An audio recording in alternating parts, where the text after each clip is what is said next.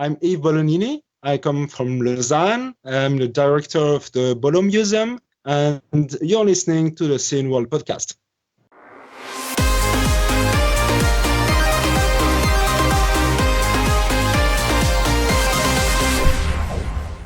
What's up, y'all? It is the Scene World podcast. My name is AJ. His name is Joerg. What's happening? Well, not a lot, but you know, that's the times we are in currently. Yeah. In a minute, we are talking to Hagen Krentz. Yeah, he is one of the co-founders of the for Amusement only Arcade and Pinball Museum. And for the museum, he is the expert primarily for mechanical pinballs. But cool. In the upcoming interview, we are not only talking about mechanical pinballs repair history and stuff, but also about his times in the US working for the movie industry. He's done quite a bit of stuff. He's gotten around. Right. And regarding that topic, we had an interview a couple of years ago with the PR person from the museum, Senat Palic, and with the president, Rainer Krapol. So we'll link to that as well. Yes. Yeah. Before we get there... hope you cut that out. Yeah. Please. Before we get there, I'm going to knock my camera around. I got a new little bouncy thing here so we can actually be isolated so I can bang on my desk and it won't make any difference. But man, It's just floppy and weird. Okay. Before we get there, though, we've got some news. I guess I'll start with a little bit of sad news. Sure. Kurt Vendel, he was an Atari historian. He's a collector. He wrote the book Atari Inc. Business is Fun with Marty Goldberg, and he founded the Atari History Museum in 1988.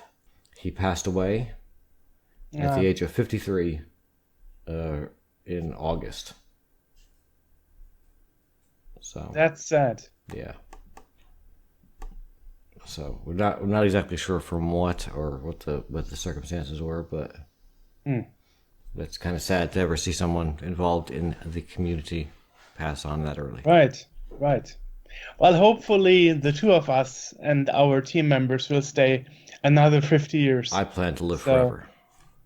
Oh, good luck. Good luck in that. Okay. Well, other news during the opening show of Gamescom 2020, it was announced that the Turrican Anthology is going to be released, and now Strictly Limited is actually making promo about it. And now you can pre-order your limited Ultra Collector's Edition, which also has a figure included. Yes. Or the Turrican Ultra, or the limited edition for the PS4 or Nintendo Switch without all the extras. And there's also... Let's see. Yeah, and there's also a version without the figure. So there are a couple of versions available of this anthology. And so the limited Ultra Collection Edition includes Turrican Anthology Volume 1 and Turrican Anthology Volume 2. And Volume 1 is Turrican for the Amiga, Turrican 2 for the Amiga, Super Turrican for the SNES, Super Turrican Director's Cut for the SNES, Mega Turrican Score Attack Mega Drive. Turrican Anthology Volume 2 will contain Turrican 3 on the Amiga, Mega Turrican from the Mega Drive, Mega Turrican Director's Cut Mega Drive, Super Turrican 2 from the SNES, and Super Turrican 1 Score Attack. So, as most of you guys know, Super Turrican is always for the SNES and Mega Turrican for the Mega Drive, / Genesis for Americans. Yeah. And Well, there were some people saying that $199 is too expensive for such a collection containing games that are basically ROMs running in an emulator on a Switch or PS4. Well, at least the Ultra Collection is only available for the Nintendo Switch. There's no Ultra Collection for the PS4. Well, and there's also, as I said, a limited edition without the figure, and that's called limited edition for $34.99, or the collector's edition, that is the bigger part, that is available for the PS4 or the Nintendo Switch for $9.99. €99.99. Okay. Yeah.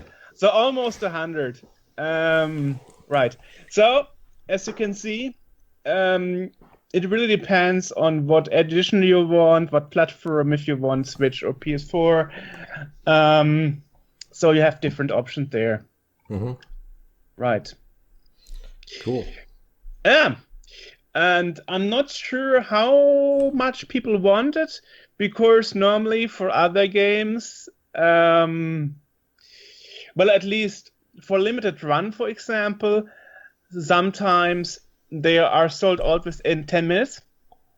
Strictly limited games, which is EU, mostly takes a couple of days or a week or two till they are sold out. Right. So it's a pre-order, so I don't know if they make the pre-order volume depending on a limited number. I mean, it's called limited edition, you would think so, or if they take as much orders as they can get until a certain day.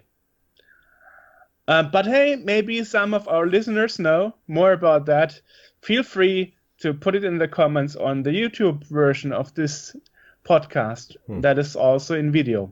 Perhaps you can learn something from here. Yeah. But we had this topic before with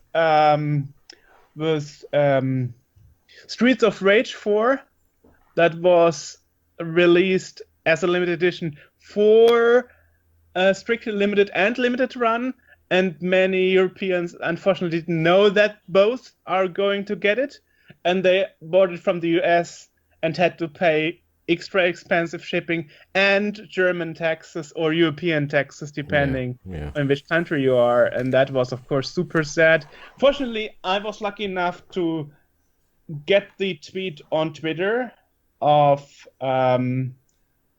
people who said, like, be careful, don't buy from the American if you are European. I've got a game here that was just released in August. Previews of this game were being seen in 2019, but it's now released. It is by Antonio Savona, who is pretty prolific, along with Lobos Patoufs, I guess that's how you say that, and Aldo Chiomo, which, again, kind of prolific game designers, musicians, artists.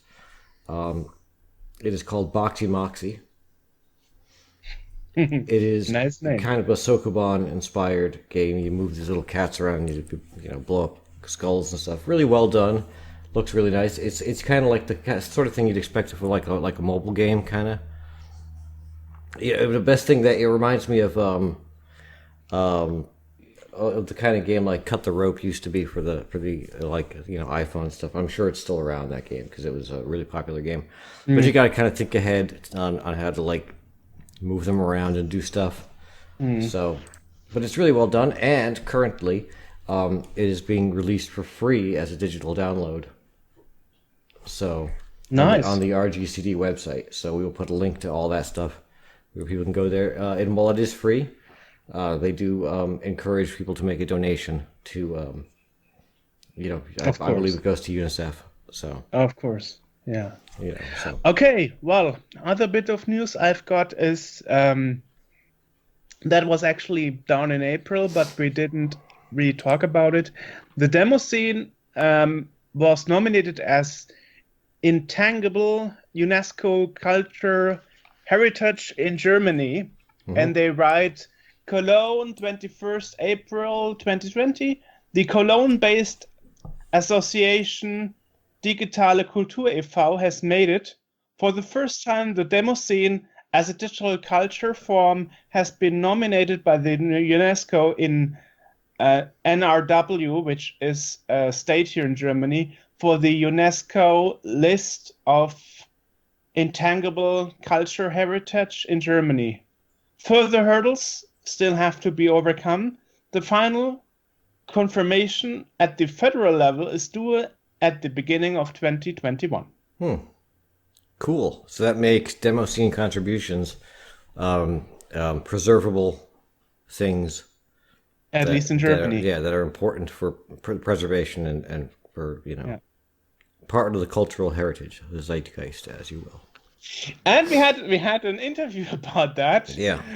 With the Scott Adams from archive.org. Yes, the Internet Archive. Yep. Yeah. We will link to that as well. Yes, what a surprise. We will. Nice. Well, we've been talking for about 10 minutes now, I guess, so we should probably hop over to Hagen Krentz because I believe this is going to be a long interview, if I don't mistaken. What's going on? I feel like my video is fading out. I hope that my video is not completely missing for the interview. That would Enjoy. Today we are talking to another founder of the For Amusement Only Museum and Club, actually. And your name is Hagen Krentz. Hello, Hagen. Hagen like the ice cream, just with one. So as I said, you are one of the founders of the Arcade and Pinball Museum. That was actually supposed to celebrate its 10th anniversary. Exactly. A while ago. So when was that founded again? Do you know the exact date? Yeah, the exact date I can't tell you. I guess it was like 9 in September, November, something like that. September, October, something like that in 2009. And right in this room, we founded it. We were sitting here with 8 people and founded I guess you need 7 people to found a club or so. And we were 8, and including our ladies. And we founded it right in this room here. Right on that couch. Not on that couch, is another one now. But, so you wrote history on that location. We wrote history in this location, yeah. Interesting. So let's start right at the beginning. How did you get involved into pinball machines? How did that all start? Yeah, it started a long time ago in a galaxy far, far away. Actually, it started like 7 kilometers or I don't know, like 5 miles from here in my parents' house. Or actually, it started earlier. We went to Frankfurt and I was like 5 or 6 years old and I saw a pinball machine in some arcade. There was still arcade. There's no arcade anymore with pinball machines in Frankfurt or somewhere in Germany. Not that much anymore. Almost nothing. But there was one, and I had my mom on my hand, and then I watched into that arcade, and I saw a pinball machine from the side. Said, "Hey, what?" Somehow I knew it's something to play with, and that's my first recognition to a pinball machine. And I guess I owned the one I saw. I'm not really sure, but I guess I own this one now. And it's a Stratoflight from Williams. It's like from 74 or 73, something like that. It was in that time, I guess. I started school there then after that, and that's what I remember. And that was long time nothing, like 5 years nothing with pinball machines. Just I guess I kept that in my mind somehow. I don't recall But yeah, then a friend of a friend, some neighbor, his uncle was an operator and he had a pinball machine, and it was pretty lame, that thing, and we played a little bit, and after a while he said, yeah, I want to sell it. And I guess I paid like 100 marks or 150 marks or so. It was like in 78, 79, something like that. There was a Bally Monte Carlo, and with Dave Christensen graphics on it, and it was actually a pretty good thing. So I put that in my basement, that thing, and yeah, after like a day and a half, it didn't work anymore. You played so much, or? It was like an old piece of. There was nothing. Nobody worked on that thing ever. I see. You know those guys, the operators who put the wires together with their fingers and have no soldering iron or something like that. Oh, I see. Just quit working, and I had no idea. I was like, I don't know, 11 years old or something. Yeah, I was 11, 12 years old. But I got a friend, and he was like into electronic and stuff like that, and then computer wasn't there yet. But yeah, we worked, like, I have no idea how long we worked on it, but we got it running, and I ordered from some parts place. It was the only one I knew.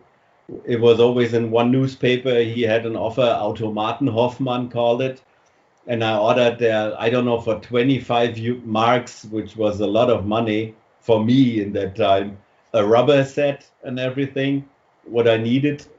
And they sent it just 2 of those small rubbers, those 5/16 or whatever, but I needed 12, and I sent it back and forth. And it was like 5 marks sending it. It cost, for my things, it was a big time money, yeah. But I got that thing running and playing good, and yeah, somehow I understood how that whole thing is working a little bit. And yeah, that was my first contact with the pinball machine, like in 79, something like that. Yeah. And you kept that hobby over the years as an adult as well. Yeah, the funny thing was, all those guys who in school or so who didn't give a crap about me. They're starting ringing on my door and asking, "Oh, I heard you got a pinball machine. Can I play with it?" And I said, "No." I remember that. "Oh, you got a pinball machine?" I said, "No." I would have maybe some more friends, but I wouldn't have more. No. And yeah, now I kept that in my mind, and I was always. Then I was in 1980. I went to Canada on vacation, and then I saw that there were arcades in Edmonton. West Edmonton Mall was opening up. In that time, it was the biggest shopping mall, I guess, in the world that time, in the West Edmonton Mall.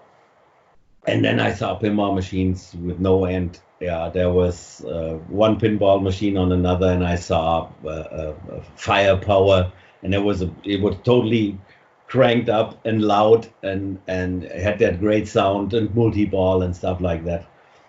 And yeah, then I came home, and after that vacation, I came home, and that little bar in our little town with like 2,000 people living there, he got like 2 or 3 pinball machines, and I was living there. I was waiting always for the operator, and maybe let me some games on it. The usual thing. I guess that's the way most of the people come then into pinball machine. And 2 games were 1 mark, and I got 5 marks pocket money from my parents a month. I got 10 games. 14 when I put the whole 5 marks in it. It got 14 games. I remember that. Yeah. And yeah, that's there. I got hooked there. Then I got older a little bit, and I started learning a job, and didn't have a driver license. The driver license in Germany, you can start doing that when you start driving when you're 18. And but a friend of mine, he had a driver license, and we went to Frankfurt, and I was not even allowed to go in those arcades. But yeah, I looked a little bit older, maybe. I don't know. Nobody said anything. And we saw all the pinball machines, played all the pinball machines. And I got now some money because I learned the job and got money for that. So, and then I had a pinball machine at home and I saw the new games all. I don't know. It was like it started up with the first electronic games barely were my favorite. And yeah, that's how it started actually. Then seeing other pinball machines coming around and looking for new machines. Where's the newest machine? Where can I play it? And you said you looked a bit older, but I guess that wasn't because of the beard. No, it just taped to my chin, that beard.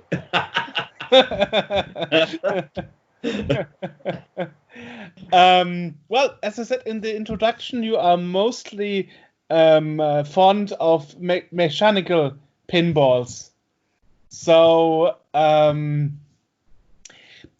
what happened over the years? Did you still were you still interested when pinballs became more like computers?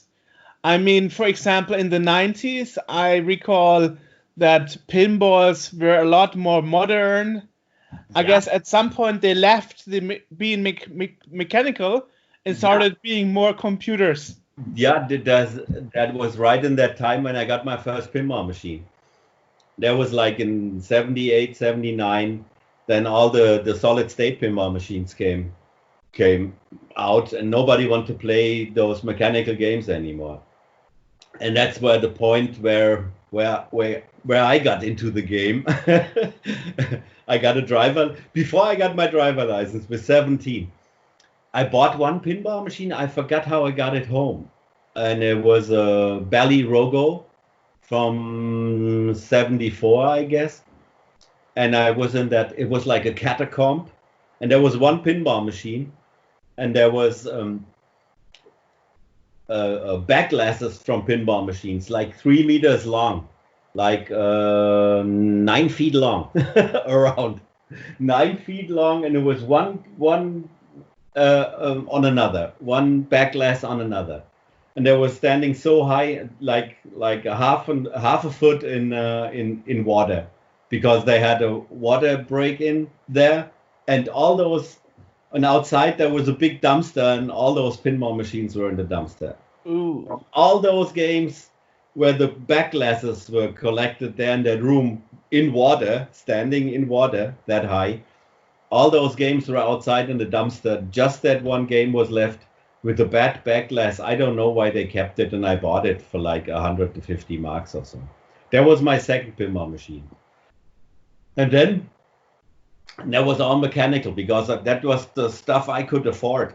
The other stuff was nobody could fix that stuff. When I had like I don't know, later on some solid state pinball machines, but I couldn't fix that stuff, and there was nobody can burn a new ROM or something like that. Yeah, and the operators didn't take care of those things, and and the mechanical, I'm not even able to read a schematic, but I can fix a pinball machine. Yeah, because just thinking and doing, yeah, and that's when I went into the game actually and found an arcade, and he had like the whole back room full with pinball machines, and I bought then, I guess, 14 pinball machines and one rifle gun for 400 marks or something. Wow. And over another ad, somebody wanted to sell a pinball machine. I met a police officer, and he was not collecting, but fixing pinball machines and selling them and stuff like that. And how old is he now? He's 73 now, in retirement. We still best friends. I met him in 84 was that, yeah, right in the summer vacation 84, right before I made my driver license. That's when I met him, and he organized a rental car, a big one, and and we brought all those 14 pinball machines in. My parents, they had a business, and there was like a storage room, and I put all that stuff in until I bought then pinball machines one on another until I had 30 or 38, I guess was my highest. Wow. I guess your parents must have thought that you are crazy and out of your mind. Yes, I guess they thought that, but they always had faith in me. They trusted me. He's not doing bullshit. Now you said you didn't know anybody who could fix those machines except that retired policeman, but weren't there technicians out there who could repair them? Löwenautomaten, yeah, is a big one. Was one of the biggest. He was the import guy for Bally and for whatever. Yeah, he was the biggest importer guy, and I went over to that branch over here in Frankfurt, and I said, hey, I got this and that game. Can you fix that or so? And they throw me out. They said, get the fuck out of here. But right in that, they said, we don't want to have to do anything to do with. They're not. A lot of the operators are not that nice people. That's what my thing was. Okay. They threw me out. Said maybe he had a bad day or something. I don't know. Wow. Okay. And they thought always they got gold, pure gold there, and I leave it there for another 20 years, and then I go with that one pinball machine in retirement because it's so much money worth, you know. Yeah, but was just about to say, now the prices are like gold for some machines. There were no eBay. There were nothing. There was nothing. There was like an ad paper. You can look if somebody sells a pinball machine. Yeah. And then you drove over there and they said, oh, what a piece of junk. You know, I don't want to have it. And then they gave me some people gave me 20 marks that I take it. They even give you money. Yeah. I don't know. It was a Seesaw. No, some Williams. I got him now. I have that one. It's an I forgot it. The first with 2.5 inch flipper fingers from Williams, 4-player, and they gave me 20 marks that I take it out of their basement, and so I got pinball machines and pinball, but there was nobody who did the same thing. I thought when they're all gone, and I don't see a pinball machine anymore. And then after 20 years later, you know, eBay, and more than 20 years later, eBay and everything, in the internet and everybody, there was nobody. I didn't know anybody who collected pinball machines except my friend, and he was not collecting. He was just fixing a little bit, has one in his room, and then take it out, put another one in there. And we always try to figure out where we get more pinball machines. And what we do with it, I don't know yet anymore. I thought one day I have a big room and fix them all up, and then we can all play pinball. That's what we did then after 30 years later, or 20 years then. So I took called Yellow. Everybody knows that Yellow Pages.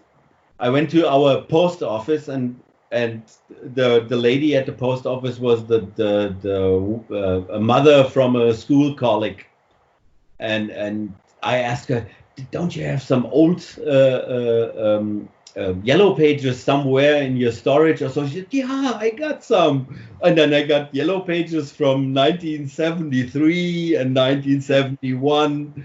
And then I checked out for operators, pinball machine, gambling guys and stuff like that from 10 years before, And it was like, 71, 73, so books. I guess I don't own them anymore. I keep everything, you know, but some things are, and I drove over to the next town, right next Kilianstetten, and there was an operator called Strasser, and I just drove over, ring on his door, and said, "Hi, I heard, I saw in the old yellow pages here you were an operator." I said, "Yeah, I was an operator," and he was standing there in his frotte pyjama. He was like 85 or something, had the blue nose big like that. I don't know from what. Maybe he drank too much in his life. And he was a mess, really. He was really a mess. And he said, "Yeah, but he still know how to make money." And then I walked over with him to his garage, and he had like those not where you sell the nuts. How they call in English Nussglocken. Was für? Nussglocke. Das ist wie ein Kaugummiautomat. It's like a gumball machine. Just it's with nuts. There's some really collectibles, and he had them all. And okay, I never heard of those. Yeah, you put 20 pfennig in it, and then turn it, and you get some nuts. Ah. And I only knew them as Chewing machines. Yeah, but there was nuts, and he had even one with like Jägerwurst with dried sausages. You could eat out of the hand. It's on the side from a beer. It was in bars and so. And he had like a whole shitload of those. And I said, no, now it's really a collectible. But I said, no, in that time, I don't know, it was 84, 85, something like that. But he had a Dodge CD, from Gottlieb's Dodge CD from 65, I guess. And I bought this one. It was like in a brand new shape. Wow. Well, like, it was 150. And he had jukeboxes. My friend bought all the jukeboxes. I guess he has still one of those in his basement. And that's how that was my way to get a pinball machine, to get all that stuff. Yeah, and video games. Nobody liked video games. I had like Phoenix and all that stuff in table, but I didn't want to have it. Yeah, that's how my way was to get pinball machines. And I heard stories that you also went to some pinball manufacturers. No, never. You did? No, I just know it. There was when Bally Williams closed up. On that, I wanted to go to Chicago on that exhibition there. How you call it? I don't know how the name of it is. The CES Expo, right? I lived in that time in Los Angeles, and just come we fly over, but we didn't do it. And then Bally Williams closed up. So it was planned. I see. It was planned. I haven't been there. I just met. I met Jack Guarnieri, or what his name is, from Jersey Jack Pinball. When I went to America, then I worked for the movies, and then I said, F those movies, and I made my hobby to my job, and then I fixed their pinball machines over there in Los Angeles, and for 3 companies. So you were a technician yourself then? Yeah.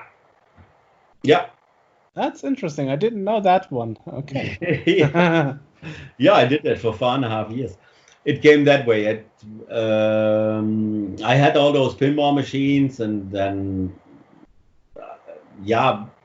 I got fired, and I got another job, and it was not that nice. It was the 90s, middle of the 90s. My friend left to Los Angeles in '88 and was a car mechanic. And I visited him and said, you know what? I sell all my crap and come over here to Los Angeles. He said, yeah, it's okay. You can stay at my house and then find your own place. And and that was in 95, 96 in March. I left Germany and went over to Los Angeles, And yeah, there I worked. I'm a machinist, tool and die maker. Yeah, and I work with metal, and I did that then for some companies, and then yeah, I came into the movies. To my friend, his car repair shop was right on the back entrance from the stage from Digital Domain, from James Cameron, that yeah, special effect company. And there was I guess Titanic was in the making, and they were way over budget and way overdue with everything. And I went over to the front desk and said, hey, I'm a tool and die maker and a machinist and lease machine and everything. I can do that, and you got a job for me. She said, yeah, I called Scott. She called Scott. And I said, yeah, go over to the machine shop. And I went over to the machine shop. Scott asked me if I how my English was, and if I knew the difference between the standard system and the metrical system and stuff like that, and said me, how long you need for that part on the lease machine? And I said, yeah, maybe an hour and a half. They said, that's great. Everybody else said I do it in 10 minutes. And yeah, I said, yeah, I give you a call. And I was not even home. There was the call on my answering machine. I could start at 6 o'clock night shift. And wow. Then I worked for the movies. Wow. For the year. And I did Titanic, and I did Fifth Element, and I did, yeah, Dante's Peak, and a lot of commercials. That first Audi A1 commercial, I did the big ventilator there for that tunnel, wind tunnel. I made that thing really. I welded it, and it's funny. I have some photos, but I don't know. And yeah, and I did that, and it's a tough job. I had like 98 hours a week, and I had money, and everything was great, but no life. So then I thought, hey, I buy me a pinball machine and fix it up. We are in America. That's the way. Yeah, somehow. AJ knows. and I bought a crappy pinball machine, a Ding Dong from 1967, I guess, Williams 1967. Fixed that thing up, painted the box outside, also the cabinet and everything, made everything nice, broke the glass, so the back glass, and then after a few weeks, I got the back glass from Wichita, Kansas, put that back in, the new one then, and yeah, and made photos of that, and then walked over to that place where I bought it, and he said, yeah, that looks good, okay. I said, you got a job for me? And he said, yeah, maybe 3 days a week. And I worked 3 days a week for him, and the rest of the week for the movies, and made some commercials and scenery and stuff. But that's a tough thing at the movies. You have to run around and get always a new job, and you get hired for 4 days, for a month, and then after that you don't know what to do. That's same with if you're an actor, or when you work for the movies, for some shows or for some event stuff. It's always that way. That's why they all now in the Corona crisis have no flesh to to live off. Yeah. And I was sick of that. And then that guy had a friend. Also there was the Vintage Arcade Superstore in Los Angeles. It's actually pretty famous, and he's on some, I don't know, shows in America here and there, and it's on YouTube. You can see him too. It's Gene Lewin from the Vintage Arcade Superstore in Los Angeles. And he had a friend that was Ken Tisch, and he was an operator too, and fixed and repaired pinball machines, sold parts and all that. And he's an engineer, I guess, an electrical engineer, and he was fixing pinball machines, and he had monitor chassis and everything on video games with just putting the hand on it. Really? Magical hands. Absolutely. In Vegas, that big coin op exhibition there, and the big producers of I forgot the name of those, of the how the company's called, Wells Gardner and stuff like that. They do the chassis and the tubes. And he was winning all the time the contest, and he came home with a brand new. We got always the brand new monitor. That was the first prize, you know. And he found the everything. He could fix everything. Pretty good. I worked for him then 2 days. Also 3 days for Gene Lewin, 2 days for Ken Tisch. It's the Game Dog called it. It's in Sun Valley in California, on San Fernando Road, I guess. Gene Lewin is on San Fernando Road too, in the valley up in Los Angeles. And then I got another guy. It's that Fabulous Fantasies called it. It's Herb Silvers. He was pretty famous to fix up pinball machines in the 90s and make him like pristine, like brand new, like mint out of the box. Okay, he taped with some masking tape or something. He made the outside once in a while, but he chromed over all the rust. But he did nice machines. Also, he was the first one who fixed really playfields and printed new on it, reprinted with backglasses. He was on those wedge heads, pretty interested from the 60s and 70s. The Gottlieb wedge head mechanical pinball machines, one-player games. They call wedge head because they have the backglass and everything shaped like a wedge. And so I worked there then on Saturdays, and that was pretty funny. It was on Ventura Boulevard. That's pretty close to the Universal Studios, Universal City, and so it's a famous boulevard in the valley. And all the rich and famous, not all of them, but here and there came some rich and famous people in there, especially Saturdays, and I played with them pinball and or fixed them the machines, or they bought something. It was pretty interesting.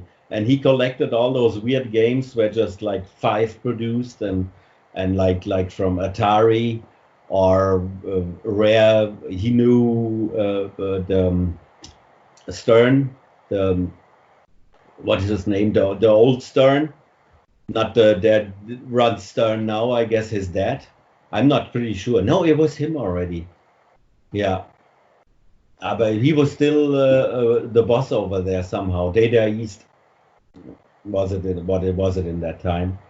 Yeah, and then we had some production run one of some famous special versions of all the pinball machines for Joel Silver, famous director. I went to, I guess that guy died already, Michael Pyler, or the Pillar called that guy. It's always at the Star Trek Next Generation. He's on the end. It's shown always executive producer Michael Pillar. I'm not sure if it's Michael. And I picked up his pinball machine 25th anniversary, Star Trek 25th anniversary from Data East. Picked it up at his house, said hi. I didn't know who that guy was. Okay. And you were pretty straightforward. And the other funny thing was there came in the Walter Koenig. That's Chekhov from the actor of Chekhov. Yeah. And he walked in, and he said, "Yeah," and he wanted to have a 25th anniversary from Data East. It's, I guess, from 70, 90, 91, 90, I don't know, 89, something like that. It's I guess from 91 or 92. Wow. And I showed him that he was like 5 times on that pinball machine, his picture. It's like somebody made the painting on that machine with the crayon on it or something. Yeah, crayon. Graphic look. Yeah. But I showed him, hey, you 5 times on that thing, and he bought the machine. And I brought it to his house then, and he lived totally normal. And it's a nice guy. He doesn't talk that much, and that was funny. I had some funny things. You told me. In America, then over that guy that Herb Silvers, he did those shows. Some shows, I guess it was 3 shows. No. Yeah, 3 shows he did in the Riviera Hotel in Las Vegas, and there was pinball meetings, pinball shows, 24 hours for 3 days. And there was Tim Arnold from Las Vegas. He has that Pinball Hall of Fame now. In that time, I don't know, I don't know how many thousand pinball machines he owns, and he had in that time he had even 1,000. He had an old tennis hall place there, and there was like 1 pinball stacked on another in some shelves up there, and yeah, met all those guys, and we did those shows in Vegas, and this was partly sponsored from Stern or Data East. It changed then over to Data East, I guess. Also from Data East and back to Stern, I'm not sure. No, there was a 99, I guess. Oh, yeah, there was a 99. Yeah. And yeah, and we did some, you can even look at YouTube. It's Pinball Fantasies 97 at the Riviera Hotel.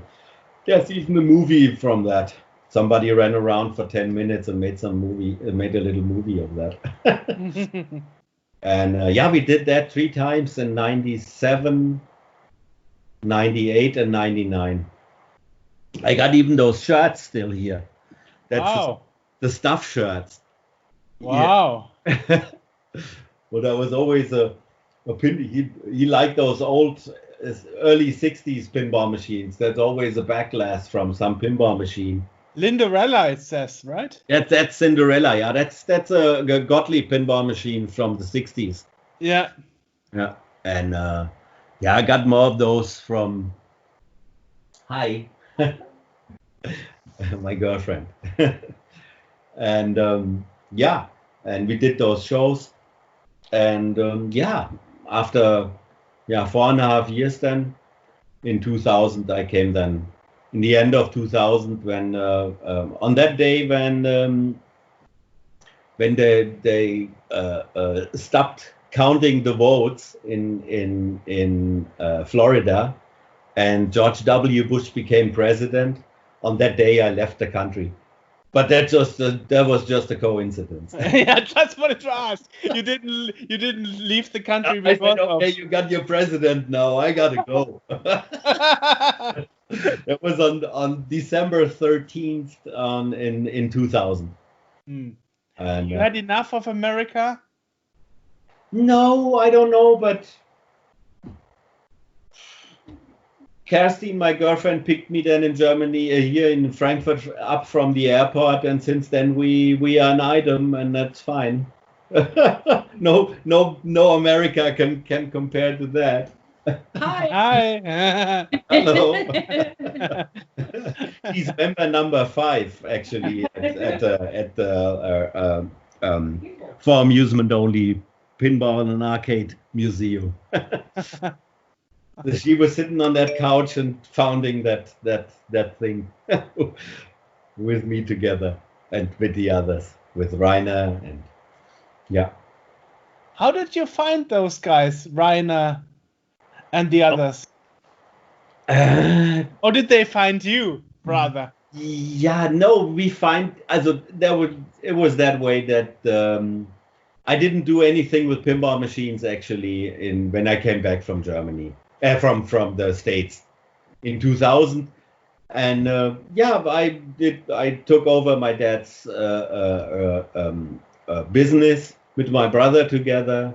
And then I had nothing to do with pinball machine. They were in my basement. I guess I got 10 of my pinball machines left, but I'd not even played it. I gave one away, an 8-ball deluxe. I gave away for some wedding. I said, yeah, I'll take it for the wedding.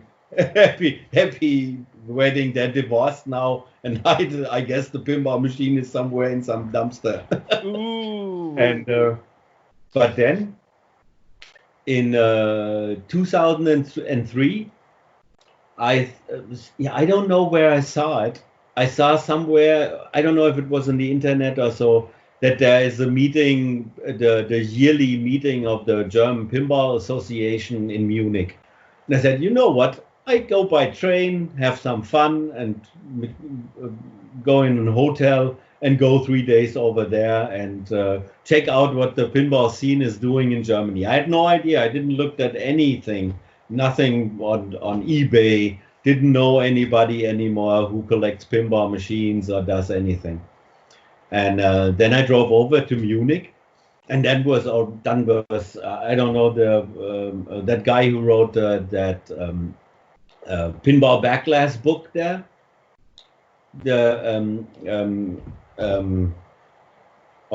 Herb. No, I'm sorry, I forgot his name. Heribert Eiden.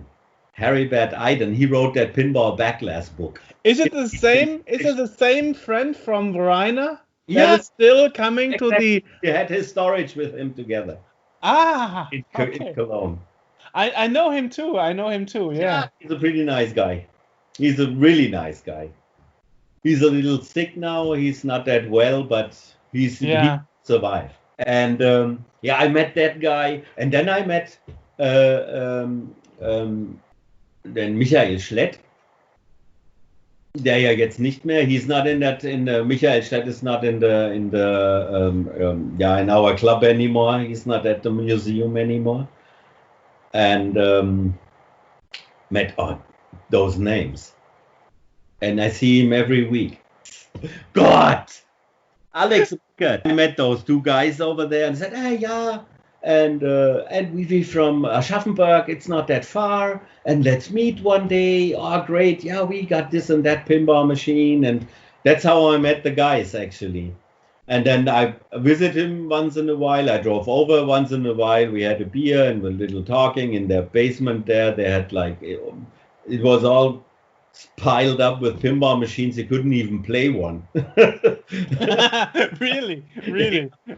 And so then one day the phone was ringing and he said, yeah, we got a friend, it's Rainer, and he has 50 video games and arcade games and rifle shooters and all that crap what is now in our museum there.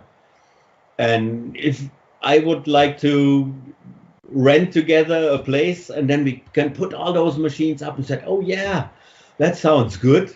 And we rented 300 square meters or something like that, a little more, and put all our stuff in there and said, yeah, now we can start fixing. And then we said, hey, why not doing a museum or a club where other people can walk in? We take some money for that and they can play. And that's how all the whole thing started. And that's how the whole thing started. But now we made a gap between 2003 and 2009, where actually the museum started. Yeah, it was 6 years later, something like that. 5 years later, then we talked about it, and I said, yeah, I got a place, and I got that guy. Our first landlord in Allensee, he was one of the first guy who got IBM computers to Germany. And he gave us that place for $1.50 for almost nothing.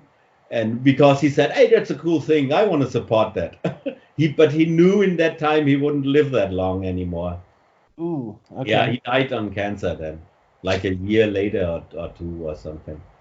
And but he liked to do something good and gave us that place for nothing, for not much, 300 marks, so euros, was already euros. Yeah. And for 300 euros, those 400 square meters or something. And and that's how that thing started. And I met here all those guys. Now I know everybody actually over that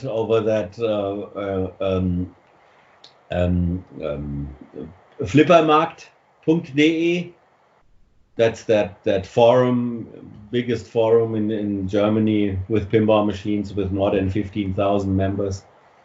And now, yeah, but I'm not a player. I'm able to play pinball machine actually once in a while pretty good, but I'm not into going for, to fight against each other. And when we have all those competitions everywhere in Germany now, in the early times there was like 3 a year somewhere. Now it's every weekend too. Yeah. Yeah. Yeah, and when Corona is, they even do it on Skype or something, do that virtual pinball championships. Yeah, that's how it now. Yeah, now I guess I know I own around 20 pinball machines, and it's just one DMD, also just one newer, and that's Doctor Who, and the rest is really like Flash, like also early electronics, and most of it is Wiggler and also early bellies with also from the 60s with zipper flipper multi-ball games with the short flipper fingers, and also I got a more old pinball machine. Still, it takes so much time to go on an. I played, I guess that the last game I played was that what's his name, Deathpool. Deathpool, yeah. When the day it arrived, I had a game. It took like I have no idea, half an hour longer, and that was my first game, and it took so long, and the points were so high. They needed like a month or something to beat that, and they're good pinball players in our club. They're really good, and that's, I don't know. It's okay. They should build more pinball machines and put them in their basements and getting new. I want to have some new arcades. Those barcades we should have here. Why we don't have in Frankfurt a barcade? Yeah.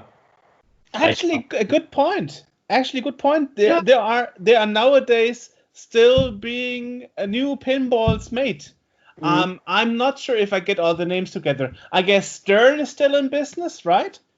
But you said earlier it's the new Stern. It changed to Data East and now back to Stern, or was it? Stern started as Chicago Coin. Ah, okay. And then I guess it was like in 77, 78, Stern, the father of that Stern, who is now the Mr. Stern, I don't know his first name. I forgot the first name. And he bought Gary Stern. Right. Yeah. But he's 70-something already. 77. His dad bought Stern, bought Chicago Coin, and then it called Stern. And that Stern got sold then to Data East in 87, something like that. 86, maybe earlier, I don't know. And the funny thing was, Stern started with mechanical pinball machines, and then ripped the complete Bally System 1 completely. It's the same thing. You can switch all the parts from the solid state, the boards and everything from they just took it and made the same thing. And it's Bally technique in a Stern pinball machine. They just ripped it. I guess you could do it because that was in 78 or something. You could do that then. I don't know how they did it. Nobody knows actually. Maybe somebody knows why, but I don't know it. But that means you take a Mercedes and take the engine and build the same engine. Oh, that's great. I do the same thing and put it in your VW or some Korean car or whatever. They weren't sued, or No. No- And I nobody don't know. cared. Somebody Okay. can tell me. I would like to know. I forget always to ask that somebody who's. Yeah. And the other one still in business, I guess, is Jackson Pinball, right? Uh, So Stern, Jackson Jer- Pinball, Jersey Jack? Jersey Jack, right? Yeah. And what was the third one again? I always forget the name. It's that's what yeah, say it. Chicago Gaming. That's the third one. So there are three businesses It's still actually left. doing rebuilds. No, not rebuilds. He makes old pinball machine, also like the Medieval Madness successful pinball machines from Bally. They reproduce them. Ah, okay. With new electronic in it and new, but looks the same. And they make then LE versions with nice headers on it and stuff like that. And Okay. We should. But they play actually pretty good. We should explain that LE means limited edition, right? Yeah. I guess Yeah, that this is something something. I don't. I'm not into that plastic go shopping to Toys R Us and then glue it to the pinball machine. I'm not a big fan of that. Putting some headers up there with some, I don't know. The pinball machine has to look nice, play good, and I'm more in original and not. I don't know. That's too much. Gluing there some toys in that pinball machine. That makes me wanna. But there's still some modding scene in pinballs. I mean, people putting, bright LEDs inside in old mechanical pinballs or even newer ones, to make it look more flashy and brighter and more colorful. Yeah, when that whole thing is like good balanced, made for it. Those new ones, I like that. That's good. But there's some mechanical or early electronics with so bright as everything. I'm almost getting an epileptic, shock there when I look in the. Not even see the ball and everything is those flickering lights. I'm not the only one. I'm more into that old thing, but the new ones are good. We have in our museum, we got a very nice 8-ball silver ball mania, and it's really nice, balanced everything with the lights. It's not too bright and it looks pristine. It looks so great. It looks really good. Or I got an Black Knight 2000, and I just put it white, warm white LEDs for the feature lights from the bottom and from the playfield, and you don't see that, but it doesn't heat that much up, and you don't burn there's always a foil or the mylar foil on the playfield on the pinball Black Knight 2000. And you don't burn that foil. It gets hot and cold with those LEDs. That's actually more. But those pinball machines that were made for 2, 3, 4 years, and nobody thought. Then they put it in the dumpster. Nobody thought that after 50 years we're still running around and try to fix those old pieces. They thought, hey, they make money, and then it's good. Yeah. You said you repaired pinballs, so I wonder, a big deal was repairing the playfield. As you said, over the years, the playfield paint is probably rubbing off and so on. No, I didn't do that. I'm not an artist. Okay. And in that time, also it's now more than 20 years ago. Yeah, I started in '97. In Los Angeles fixing pinball machines, and I redid the play fields and make everything nice to sell it. It was not overdone how it, there was not every screw from inside polished, and it was more the job a good job done and the thing plays nice and it's kept for the future, you know, and next time it will be an easy job to clean it up and make it nice. Yeah. Also we took more care of the working things and it wasn't that, it was no, how you say, one pinball machine and then you buy every little plastic toy and we didn't put anything new in. Also, you know, oh nee, I don't like the playfield plastics anymore. I bought me some new ones. There was nobody who made those, you know. Now you get everything new, and you know, in our club when we in the museum we take old light bulbs out of the machine and then put them in the tumbler, that rubbering thing there. And then they got nice polished, and when they survive that, then they will burn forever. The burn until the end.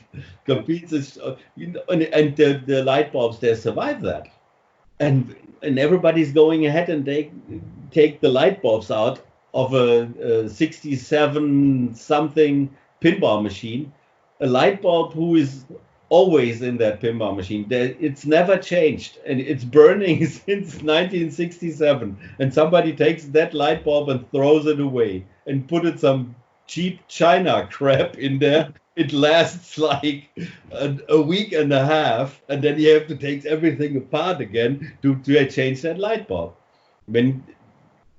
But anyways, is doing everybody now with that LED stuff. And the technique on that LED stuff is, advanced slowly now, that it's not, that you have a little darker light. It doesn't look like you're in a weird discotheque or something in some techno club and with flashlights, then it's okay. But I'm more a purist, more an original. I don't, a mechanical pinball machine. There on my 50th birthday, they made me a birthday present. I got a 69 Valley Gator pinball machine with a zipper flipper in green. It's a Jerry Kelly graphic, and I like that one actually pretty much, really. And they put it all white. Bright white, cold white light bulbs in that pinball machine for my birthday. They want to fool me, those guys. That, here's your present, my pinball machine with LEDs in it. And it looks so terrible. They took it the same day out. Yeah, I'm more on that. Classical. You know, an old pinball machine I got here is 74 Star Pool. In my I work on it for 3 years now. It's here and it's not done yet. And sieht man's? Yeah, I see it. I see it. I paid 80 euros for it. I just pay 80 euros is a good price. And it's like a Christmas tree. And when when that thing is switched on, I can't switch it on now because it's not running. But it's like a all year long Christmas tree with that warm, nice, warm lights. I like that way more than in a new pinball machine. It's another thing. That's okay. That's okay. I like those new ones too, but it takes too long to play it. I don't have that time anymore. Time is running, and well, you're not that old. You still have some years to go. Yeah, but I look that old. I guess repairing those is a dying art. I remember last year you made a workshop in the museum how to repair mechanical pinballs. And you showed the youngsters how to do it, like Katja Becker, for example. Yeah, it was like a quick run through, it was just like explaining what that, to take away the that you don't have to be afraid about it, because there are hundreds of switches in there, and contacts and everything. I want to take away that the people are not afraid about that technique. It's pretty easy. It's like a calculator, like a mechanical calculator. It's not doing more than that. It just calculates subtraction all the time, and that's with a little roll on it, and it gives the rhythm of that. Yeah, and that's actually it. And that's a pretty easy thing when you when you get it in your mind how that whole thing is working, what's necessary to get this and that running. Then you just need to find the relay which is doing that noise, and then you check all the contacts over there, and then that's. But we didn't we didn't record it that. But I remember the quote you said, like, it looks dirty. Yeah. And the cables look like a mess, but that doesn't matter. The most important, it works. And I remember Katja said, if I would do it, I would rewire it completely. Yeah, but she would still rewiring. She would be still rewiring until the next 5 Christmases. She would be rewiring. I heard that in some forum too, that I don't know why you guys have all those problems. Why you don't go ahead and rewire the whole mechanical pinball machine? Then everything should work. There is not a broken connection or something. It's all just contacts or burned coils or something like that. Or relays, I guess. Yeah, the relays, the relays burned, or it's most of the time they go with like WD-40 there. I said, yeah, then it moves better. No, after a few years, the WD-40 gets like glue, you know, and then no stepper unit or something like that is moving anymore. When you then put the 4th player and it moves and up to the 4th player, it will never move back from that 4th player. You have to clean all that. Most of it is cleaning. So that using WD-40 is not a good idea then? No, it's not a good idea. That runs all Bally put it into the machine in that goodie bag in the 60s, 70s. A tube of that grease, but you don't use that grease. It just has to be clean, and with some micro fiberglass rub pen. You do all those contacts. You clean those up. There was one in that forum said he had I guess a 68 or something. It called a go-go. It's a Williams a go-go. With some roulette in the middle. It's actually a pretty nice machine. I'm not sure if it's could be in Jerry Kelly too. Jerry Kelly is a famous artist who invented that, with all that where all the arms and standing in weird angles and triangle shaped arms, and did that weird graphic from the late 60s, early 70s. All the mechanical pinball machines had that, and the Christian Maché redid that then, and he was painting all of that.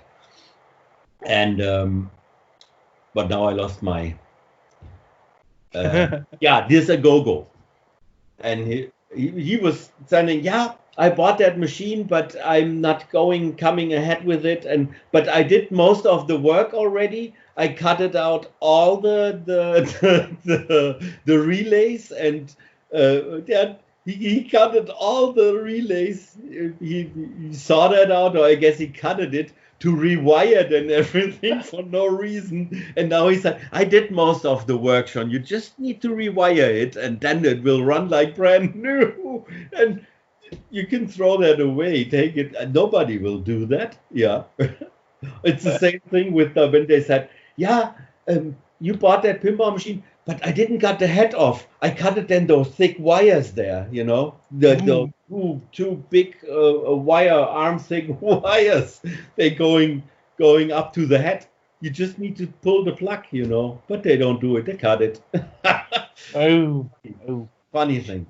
Yeah. I heard once a story that I don't know how much you know about it. I heard once a story that Freddy's pinball had some water damage or something, and for the insurance he had to give an order for repairing to another pinball repair shop, and they messed up all the mechanical pinballs.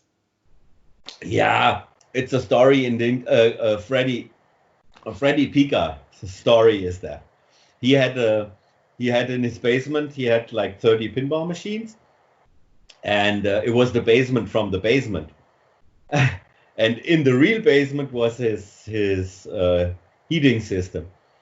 And there was a leak in the heating system, and it ran over his ceiling and dropped on all pinball machines. But that was like in 2005 or 6 or something, 2006, I guess. And there was you couldn't find a lot of people who fixes pinball machines or so. He found one here in Mainz, and he said, yeah, we do all of them. And wow, there was then from that lock relay, that paper around the coil is always black burned, because that's the one who brings the light to light. It's always standing there and like, that's the one. The coil, the paper around the coil is always black. And he took out the whole relay and put another one in, but the wrong one, which looked brand new, doesn't matter. It's one which has a short time but pulls stronger. Yeah. And but it will after a while. I guess it was the Nippet Bally zipper flipper, last zipper flipper from Bally, I guess 73 or something, mechanical pinball machine. And then the whole thing started burning in there, the coil, because of it. He had, he said, yeah, and I can bring you all the machines that you don't have to put money in or put credits on the credit reel in the back. And then he put it it was a wiring. It was like, it was great. Also, it's so far away from having no idea what you're doing. They're really great. That was great. Also, and then he took a screwdriver, a power accu screwdriver, to put the little posts and everything back into the playfield. Yeah, he polished that and then but he put them so strong they all went. It was funny. He sued them and everything, but yeah. Oh, okay. Yeah. I know that because that story goes around the club always. Like, let's better do an expert all the mechanical pinball repairs. Yeah, the mechanic there are a few guys. In our club is one. He's working for the German Railroad, Toby, and he's doing the switchboard and the whole thing for the railroad, where the cars get sorted into the next train and stuff like that. And he invents those, and that's when he folds up on the schematic from a pinball machine, then it's like he's building a new switchboard for the railroad, And same thing, he can do it. He finds everything. Yeah, especially he's focusing on the junkyard a lot. The junkyard machine. Oh, in the backyard with all that stuff should be run again, but I don't have to say everything because I don't work that much either. I don't have time to work on it. I'm happy to have. I guess now after Corona, everything will be fixed up and pristine and nice in the club. You said in America you also worked on pinball machines. Did you also work on pinball machines that weren't mechanical? Did you also? Yeah, sure. Most of them. In America, there were not a lot of.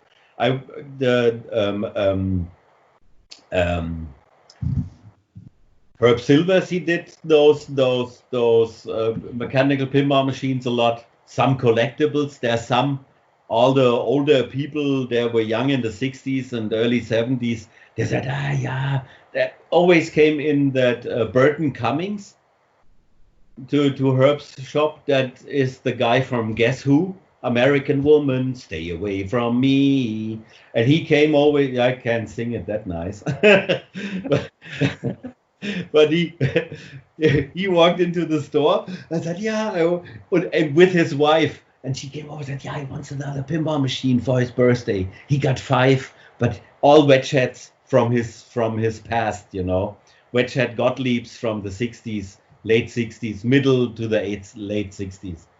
And he came then like almost, a few Saturdays after another, and we played pinball machine against each other. He didn't win one game. It was funny. he did. I guess he didn't win once, and he came always back and said, "I want to win one." That was funny. Yeah, that was funny. Yeah, and that was mechanical, but the most of the machines we did for operators. Another operators and fixing them up nice, and they liked to bring him over because they were nice afterwards, and I was pretty fast in that and made it. I don't know if that is that German thing, they say always, I walked over to some place even to the movies and said, yeah, I'm from Germany and I'm a tool and die maker, and they said, okay. Then you give it a shot for 2 weeks, and when you're good, you stay. That's how it is. Not, we have the 25 other ones, and it's that way. And you have a 6 months. You have a 6 months trial time and so on. Yeah. And then after half a year, then we talk again. Yeah, no, it's not that way. You walk in, you take a look. You come, win, or you go and lose. Yeah, and that's how it worked. And a lot of times I won, and that's how I made my pinball machines, my play fields, and everything.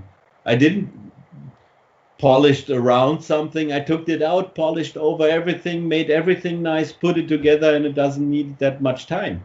It's once not playing games, get the job done, and that's good. That's what I did actually. Yeah, I was pretty good in that, and I liked it. I loved it. I like to go to work in the morning, but those 4.5 years over there to going over to the Game Dog, I would just work then for Game Dog, for nobody else then anymore, and we were good friends and did a lot of shows, trading shows for vintage stuff, and had always 10 pinball machines with us. And on the weekend, I even drove over to Sacramento with him, and we worked over the weekend, had always the cooler with wine and beer in it, and a popcorn machine, and gave popcorn away for free, and we had just a blast all the time. Ken Tisch is a good guy. You can check out his place, and when maybe he sees that, I'm still here. That was really a good time. I love to go to work in the morning, really. And I live not far away from Sheldon Cooper, like 10 blocks away from Sheldon Cooper from the Big Bang Theory in South Pasadena. I live. AJ is coming. I was here the whole time. Hi, AJ. Hi, how are you? Pretty good. How about you? Pretty good. Sorry about that. I had some work things to deal with. Yeah, I heard. Everything is fine. No problem. Hagen loves talking about the old stories where he has been in the USA fixing pinball machines. Oh, yeah? I remember I remember a few days ago when we first tried Skype, you told me that you were fascinated about the community that held together when somebody is in need. For example, that one playfield artist you said. Oh yeah, Maybe talk a bit about those stories. I forgot his name. I'm not into. I met all those guys, but I forget the names of them. He made some famous pinball machines, and also I guess he did not the artwork. He did the playfields. Yeah, the engineering and everything on the playfield, how it looked. And then he worked. I don't know. They worked off of advertising poster or some companies in Chicago. They made actually advertisement, and then they painted pinball machines, and then they like Jim Patler, I call is his name. He did a lot of pinball machines for Bally. And they work. They never thought they come in. That somebody said, "Oh, you made that pinball machine. Oh, great!" It's like somebody comes over. You invented that toothpaste. Wow, you great! Oh, we have a big club and we collecting toothpastes, and you made that flavor for the new crest. Wow, yeah, that's the same to those guys, you know. And now they got flown over to Germany. We bring them over to Germany, and they talk about their stuff, and nobody thought that. And he was working his whole life making pinball machines, making advertisement. I don't know what he did all his life long. And then he got cancer, and he didn't had any money more to pay his cancer treatment. And then all the pinball freaks all over the world got, I don't know, 30,000 euros or something for him together, that he could pay his dues to the hospital.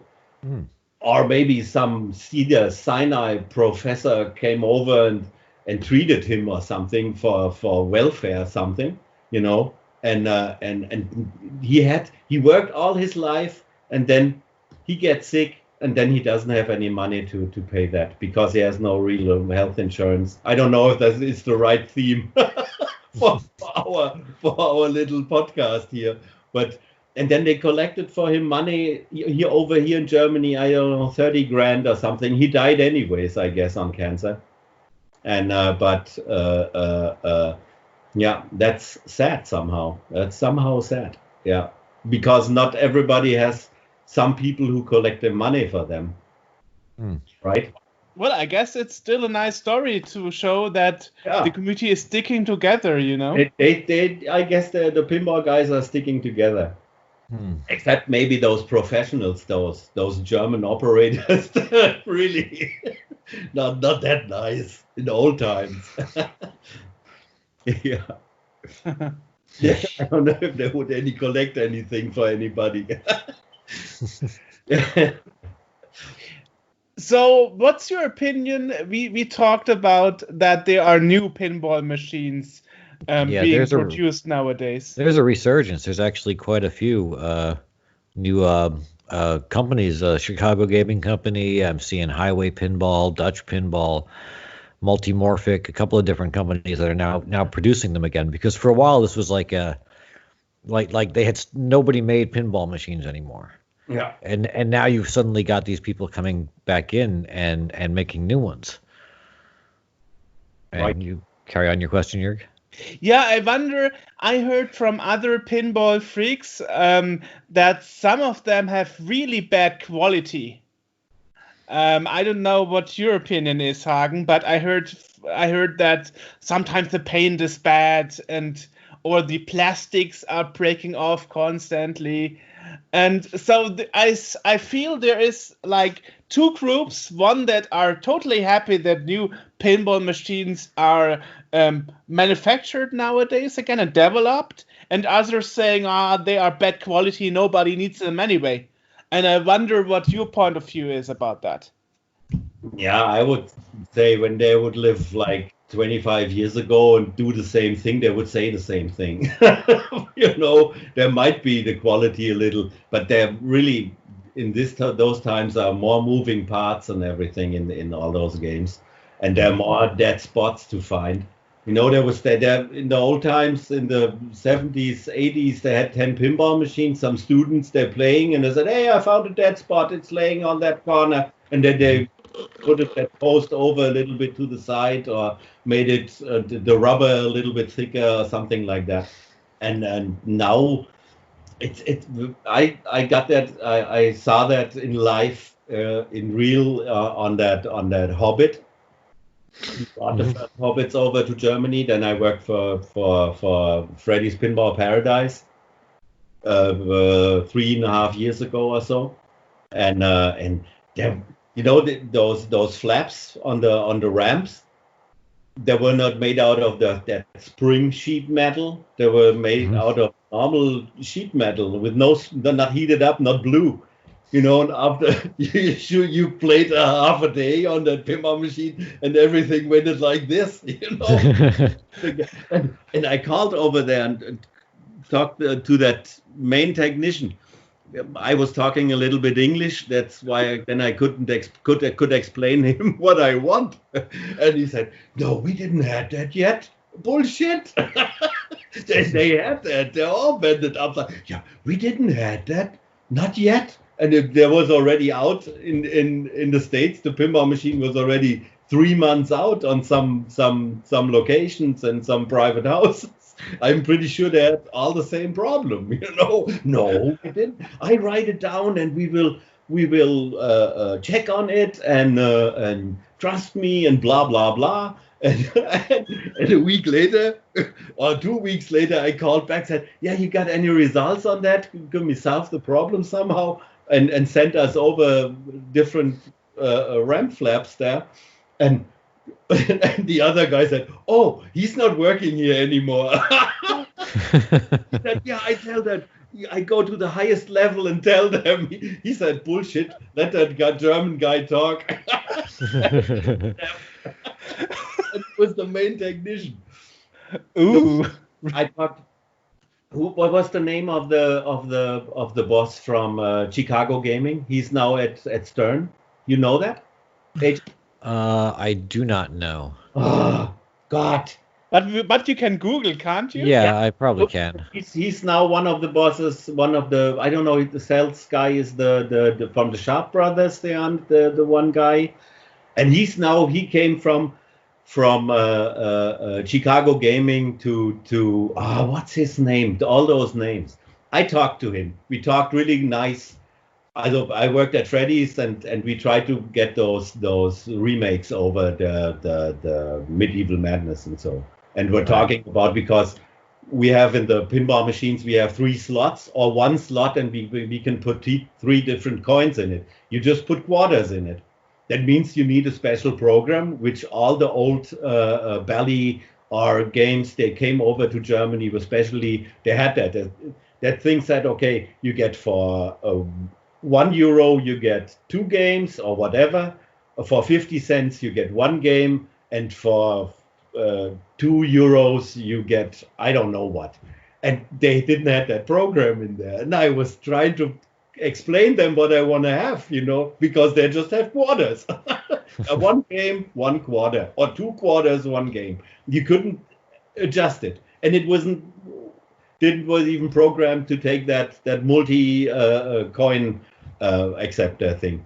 And that was funny, but we got it. That's how I came to that guy, and his name is and he was really nice. He's a really good guy. Is it Paul? No, it's Paul Chamenkit? No. He was okay, because he used to be at Bally. Now he has the mustache here up here. Oh God. Oof. Just check on the internet who the bosses are from Stern now. Yeah. Duck Score. And he was the boss that time from Chicago Gaming. And they made all the play fields and everything for the Stern pinball machines too. When they had that ghost thing, I guess he was working on that too. You know, on that ghosting on Ghostbusters, well, all the inserts are got that little air in the insert. Doug Score. He's a good guy. We talked a lot. Either not a lot, but we were on the same thing. He does. It sounded like he does that because he loves to do it. So you were both on the same page, Well, as you would say. He's not the guy who sells dishwashers or something. So how did you actually resolve the Hobbit problem with the medals? How did you actually fix the problem? And finally, they got the spring medal on that spring sheet medal on it, and they sent us then some over, but they still treated us like we didn't have that problem ever. Like we could then with rivets put that stuff to it, and we didn't have any rivet machine. You know, that's something I guess from clothing making with leather or something. Those rivets, there, and until you find that out. Yeah, we solved that problem in the end. We solved all the problems actually, but even the solution, to explain that, it's not that easy. Right. But the quality, that new one was out in Jurassic Park, which came like a game ago or something from Stern. Yeah, there was that one. There was one target, and it was like 2 millimeters too far that way constructed. Actually, then they screwed them all out and screwed it and crooked in new holes, and everything was messed up in the bottom on every machine. And you buy then an LE machine for 10 grand or something, and then somebody is screwing down there with some plywood screws there. Yeah. A target to it. That's not nice, and I don't know what to say to that. Right. Yeah. Do you think it's because the new guys don't have the experience of the old pinball designers from back in the 70s, 80s? Oh, I don't think so. No. There were more in the old times. They were doing always the same stuff over and over again. There was, Gottlieb brought in the early 70s, and even they were like conservative like hell. Gottlieb was totally conservative, yeah.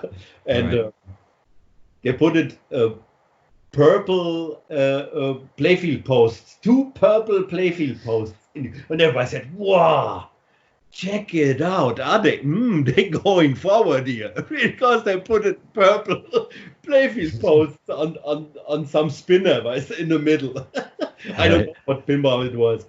And they're doing always the same thing. When you look in the Gottlieb pinball machine, I hate to repair. I'm not good in it to repair Gottlieb mechanical pinball machines. You don't see anything. You have those little shaped contacts there. You don't see if they give contact or not. You just have to guess always. and I don't know. Tim Arnold loves it. I don't love it.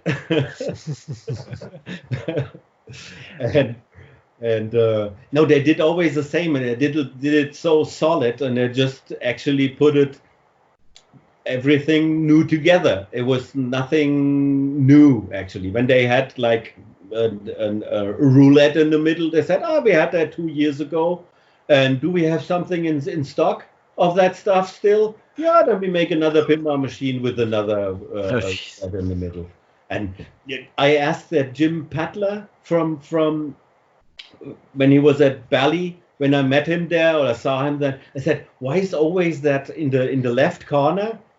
On the right corner, you shoot up the right corner in that thing, and it rolls over 5 contacts, or you can shoot it in the middle. It's like that. The same thing is on so many pinball machines. Yeah, on I guess on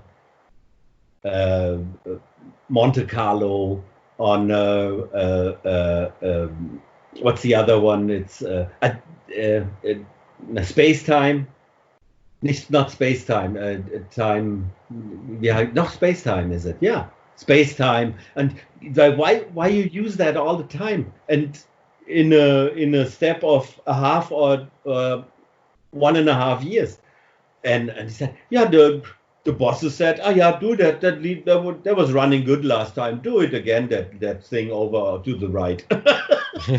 That was it. They had like 4 contacts and 10 rollovers or 5 rollovers, and then all the paint did everything. Yeah, just the artwork to it and the theme did everything. And there was like one feature, in the mechanical time, I don't know, that 3D hole or something from that space time, or they had just one gimmick in it, and that's how it worked. Yeah, and that's why it was actually they put it out, Pinball Machines, like, I don't know, 5 a year, 7 a year once in a while, and then all of a sudden they built like 80 of a Pinball Machine, and no, we built another one. Then they painted quick another one, and then produced that afterwards. And in the middle they produced another one, and they came one after another. And now Stern's getting pretty quick cranking out the Pinball Machines. It's a little fast, I would say, because they're getting slowly a little the basements are full. Yeah. Yeah. Basements are full. And now the times are different. I don't know, the people pay that. I don't know if all those guys, so Ramirez and all those test guys who made that little yellow labels in there, how much they get paid at Stern or at Chicago Gaming or somewhere. And I don't know, they normally do a good job. That's fine. I don't know if it's the money it's worth. I don't know how much money is in there. I don't think they produce a pinball machine for $1,000 and sell it for 7. Yeah, I don't think so. It's more in there. Yeah. Right. In the old times, when I remember, it was even an old pinball machine was like $1 million to create that whole thing. Yeah, even in the 80s or something. It was not like I thought always when I was a little boy, there's somebody in America in the garage and paints pinball machines and then give it away. There's a gigantic industry behind that. Yeah, right. I thought somebody is bustled. In this basement. You said at the beginning there are no arcades anymore and pinball ventures, but now there is a new market, as we said. There are new companies making new pinballs, so it's mostly going now to private people who have a pinball machine in their homes. Yeah, and that's pretty sad, actually. Although it's fine, it keeps the business running, But I would love to see those big arcades, with 15 pinball machines in a row and video games or whatever there is. I like to see that again. That's what I talked with Doug Score about. That guy who's now at Stern. He asked me, "Do you have any barcades here in Germany?" He said, "No, we don't have any barcades." I know a bar with an arcade in it, Everybody in America knows what that is. Oh, yeah. And they're coming out like mushrooms out of every hole. And here in Germany, there's not one. I know, yeah. Yeah, and it would be even almost. I don't know how that is with the tax. The one friend, he had, I don't know, 150 pinball machines, and then the mayor of that little town walked in with his accountant, and this guy, I want to open up something like a museum or something, and the accountant said, "Oh, that's great. We get from each pinball machine, we get like 40 to 70 euros a month tax from you." Really? But I don't have to open up then, because they're not even 150 machines, He just had the dollar signs in his eye, And I said, okay, then we leave it, You don't get a museum here. Yeah, it's actually interesting, AJ, you don't know that, but actually we have fun taxes in Germany. Yeah. It's normally it's for those coin, the gambling machines, Right. But they don't, like a pool. A pool game is it's for fun, really. Right. Yeah, you don't have to. It's a sports piece. Genau, that's what they say. It's a sports machine, like a how you call the soccer games with Foosball Foosball, or yeah. football, foo- right? Foosball, Yeah. foosball or table soccer. That's a Yeah. sports game too. You don't have to pay anything. I don't know, just for the money which comes in, but no, not that amusement tax. You know, but pinball machine, no, you can win extra balls there and games, extra games. You know, Oh, man. yeah, and that's why the whole thing is that too, because you put the pinball machine on location, and when you have 100 in it, 100 euros or dollar, whatever, you know, Yeah. one coil is burning or something is happened, one guy drives up there, that the whole thing costs you $200 to fix that. There were not even 100 in the cash box. Right. Yeah, and that's how the whole thing died here. The service is so expensive. But when I'm not into making open up bars or something like that. I guess after a while I couldn't stand that talking with the guys always the same. You know, but making a bar, doing a barcade, open that up, that would be great. So really like a sports bar, but with pinball machines, with little pool table, and the video games, and whatever. They should sit down there and play those board games or whatever they want to do, but do it with the people, not sitting on the computer and do it with nobody. Just here, like we do it now. It's nice, but I rather would see you in person. Hopefully, when this is all over, we will see each other in person again. Yeah. Yeah. Actually, interesting that you mentioned it. At a bit earlier, we had Richie Knuckles, who is a technician in the podcast, and he said he worked for like 7 barcades at the same time repairing arcade machines. Yeah.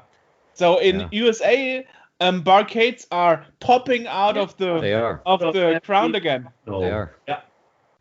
Yeah, and there's not one here. They're not up to new things, you know. When you get a currywurst and pommes frites, French fries, and somebody comes up and said, "Hey, I have this and that." I said, "Yeah, go away. We have here pommes frites and currywurst. You have to eat that." They're afraid to do something else. I guess that's true. That's true. And even one of our members, he's a big how you call that when you're in that business? He had like restaurants and stuff like that in Frankfurt. He's not even doing it. I don't know why. Yeah, and maybe it's tough to find a technician or something like that. But you see at our museum club there, what work.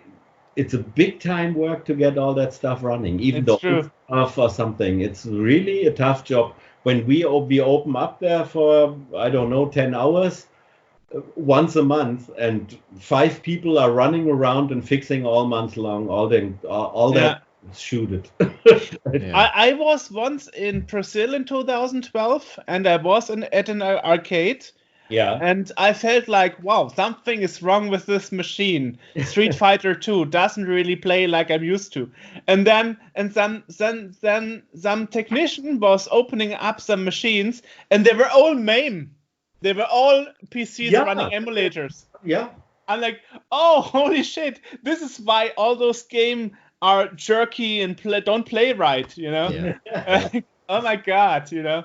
And this is why I sometimes have to fight with some members who say, oh, who cares about the old motherboards? Just throw them out and put in PCs. No, it's not the same feeling. It's not the same feeling. It's not the same feeling. That's the worst is then when they come up with that flat screens in some machine. Yeah. Yeah, that's true. Yeah.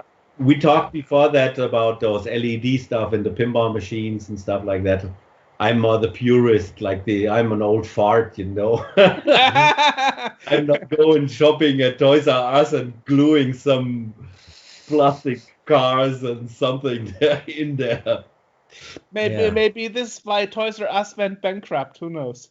Yeah. Once I saw one of those, what's the name of it? WWF Data East white body pinball there that from out, I don't know, 93 or 92 or whatever. And he was shopping at Toys R Us and had all those guys glued with super glue to the plastic. He messed that whole thing completely up. It was not playable and it looked like terrible. He cut the legs off that it doesn't touch just the glass. And yeah, and that's today the thing is they're all coming now. You know, they're coming in of age. I said they're getting older. The kids are out of the house. They got maybe in their rental house or something, or in their house they got 1 or 2 free rooms. And they said, "Oh yeah, I want to bring my past back when I was young. I buy me a pinball machine." I sold to that guys like 40 years ago. I sold pinball machines to those guys, but now they're so a lot and they all have big time money. And the kids out of the house and they save like $2,000 a month and don't know what to do with it, you know. And now they go out and, "Oh yeah, I got one pinball machine." It's always the same in the in our forum here in that flippermarkt.de thing. They come and then, there won't be stay at one pinball machine. That's getting more, you know. And then starting that they have their first pinball machine and they send everything into gold plated and do all that stuff what I don't need. Yeah. That's, you know, the pinball machine must play right. And when there's a little dot, then I don't have to overpaint it and put 3 millimeter thick 4K luck to K paint to it, that it looks like a, you know. I saw the Medieval Madness pinball machine. Everything was gold. It looked like some oligarch from a Russian oligarch, the shitter, you know, the bathroom, you know. So. And that's not nice. I don't like it. But they're all, and that's the difference between. I was happy when I got a new coil stop for some pinball machine I had. And I was so happy to find that in some old stock, you know. And I said, yeah, and I bought it then in boxes. You know, those old operators, the big time were Wolf, for example, or here called in Frankfurt was a big one. And his widowed wife sold all the old stock to me for 150 marks. And I still got those coils when we go in the basement in our club. I still got all those with the price tags on it from Moog. I called it Moog. and we were happy about that stuff. Now you get those cheap China stuff, which is cracking off and has not the right size, and that's okay. And it's rather leave it that way than put that cheap crap in there. But everybody has that must. When I buy the pinball machine, there was no $1,000 or $2,000 to make it nice. I spent it for like maybe $50, and then I had light bulbs changed. The other ones I left in and cleaned out. Light bulbs they're working. I got pinball machines from '67 and they had still the original light bulbs in it. Right. And they still burn. Even I put it in the. I told him already. We put them in the how you call that shaking thing, polish thing? Tumbler. You said? Tumbler. We put the light bulbs in the tumbler and they survive. They will burn forever. And those cheap China crap or wherever it comes from, I don't know. It works a half a year and then you can change it. Yeah. Yeah. And then they said, oh yeah, when you buy that Indiana Jones pinball, you have to put like $2,000 in it, and then I don't know. I haven't done that yet. not in those more than 40 years. I do that. Right. You are more the cheap repair guy. Yeah, I had to. There was no place to buy something. There was no eBay. There was some ad paper, like the recycler or something. And there once in a while came somebody up and said, "Yeah, I want to sell that." Or I take those old, what I told you, the old yellow pages from 1973 and checked out where the old operators are. They're now in retirement and have the garage full with crap, and they don't know what to do with it. I was walking by and there was boxes full of coils, flipper coils from Bally and something at the dumpster. The granddaddy died and he was an operator. Yeah. And they throw that all away. Too bad. Yeah. What was your most what was your hardest mechanical pinball to repair? I wonder. Gottlieb is it's a horror. I had an far out. It was working great, and we folded it down, moved it to some other place, set it up. I never got it running again. It was spinning all the time, and it wasn't the score reels. It wasn't anything of all what I know. Every contact, that's like you say. I need for maybe a half an hour to repair it, or maybe a day and a half an hour, or maybe a week. You can't tell. And that's the bad thing at Gottlieb machines. Maybe Tim Arnold knows. He just grabs to some contact and he finds it right away. I'm pretty sure, but I don't do. And like I said, I'm not even when I could read a schematic, but nobody explained it yet to me. Yeah, I know a little bit, but I find it normally Williams, Bally. I find everything right away. Normally.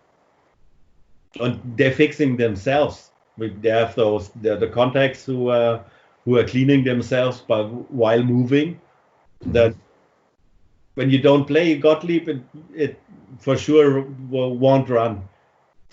When you don't play a Bally machine, you get it once running, and then it starts getting better and better and better. Right. It cleans itself.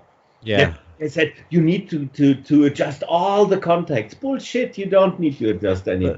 That's like I'm a kind of a car guy, and I've got an old Jeep in the garage, and I've always got this thing like I got to go out and start it and move it around every couple of days, because if I don't, it's gonna break. Exactly. As long as you use it, it's fine. As soon as you stop using it, everything starts rusting and falling off and whatnot. Yeah, I'm into cars a little bit too. I got my 32nd car now, I guess. Oh, jeez. But I don't fix anymore. This time, last month, I fixed the first time something in like 20 years. I put me a new muffler on it. Oh, okay. I just did that last week. Yeah, see, then you know what I'm talking about. Interesting. Yeah. But what funny things I have to tell. I called once, they said on the radio, they have a song, and then you need to connect this song with your wish, the song, and tell a story to it. Like, I don't know, Money, Money, Money from ABBA, and then you connect that song, Money would fit to Johnny Cash. I don't know. And then you say, yeah. And when you have a story with it, that would be even funnier. Yeah. So then they played that song from Guess Who? Remember that what I told you, Jörg? Yeah. That American Woman, Stay Away From Me. And then I called up and told I got a good story. That's when I worked at Herb Silver's place on Ventura Boulevard in Los Angeles, and then Burton Cummings, who wrote that song. he came in and want to play pinball with me all the time and want to buy another one, Gottlieb Wedgehead he bought.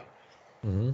And I told them that story that he didn't win against me, even with that short flipper things. The Gottliebs from the late 60s.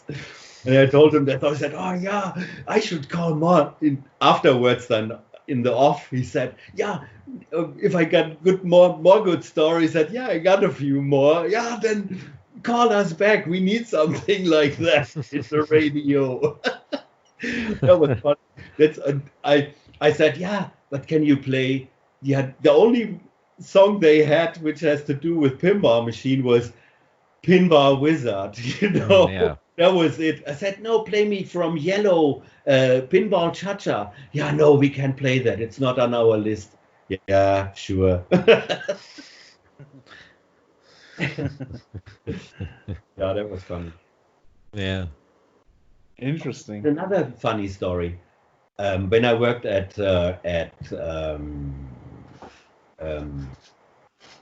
Ken Tisch's place, that Game Dog in Sun Valley in Los Angeles, walked a lady in, tall, black-haired lady, and she said, "Yeah, she got 2 pinball machines at home, but they don't have any legs. They didn't give it to me. And I want to have 8 legs and the screws to it and everything." And said, "Yeah." Then we took that out, and then she said, "Yeah, but can somebody set that up and put the legs to it or so?" And Ken said, "Hagen, you want to go over there and put some legs to it?" I said, "Yeah, for 100 I do it." The prices are pretty, and now it's the price, I guess, cheap. You might it's over more than 20 years ago. And I drove over in Universal City, nice house, flat. It's not on a hill or something, like Hollywood or something. It was nice old house from the 1890s, was pretty nice. And then, I set the pinball machine up. I guess it was an Addams Family, and it was an Dracula. And where you got those pinball machines from? "Yeah," she said, "I got divorced, and he collected pinball machines, and those are the 2 I got out of the divorce. But they on purpose, they didn't give me any legs to it with it." I said, "Yeah." Set it everything up, and we were sitting outside on the veranda and having a red wine. I remember it. We're talking nice. And there was from Slash from Guns N' Roses, the ex-wife. Oh, jeez. And I was sitting with her on the veranda having wine and talking nice. That was funny. I got more funny things, but I forgot the name of the actor. the actress. A pretty famous colored actress from the 60s, 70s. But I can't tell that. It's politically not right. She was a pretty nice, it had nothing to do with that. And yeah. Wonderful. Yeah. Wonderful. Yeah. You have a lot of nice stories to tell, Hagen. Yeah, I got that photo. Hold it. What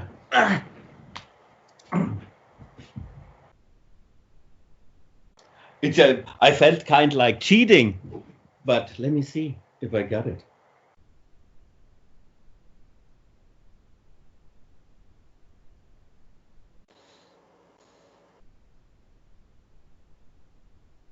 Seht ihr das? Yeah, we see it. Yeah. It's a little bright, isn't it? Yeah, it's a bit brighter, but I can see it still. And it's darker. Yeah. Maybe you can send it to us on WhatsApp or Skype, and then we put it in later. Yeah, I can send an email with it or something. Sure. Yeah. That's my Cadillac.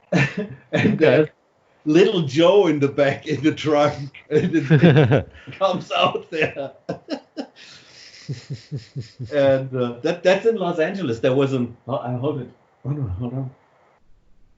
Here, that's all mechanical pinball machines, and they're video games. And there was a teacher in a school, in a technician school, trading school, something like that. Mm-hmm. And the whole that whole place was full with pinball machines, and he explained his students how electrical things are functioning, and then he sold everything out. See, there's a Knight Rider, there's what's that? All that old stuff. That's in Los Angeles. Then let me see. Now that's not it.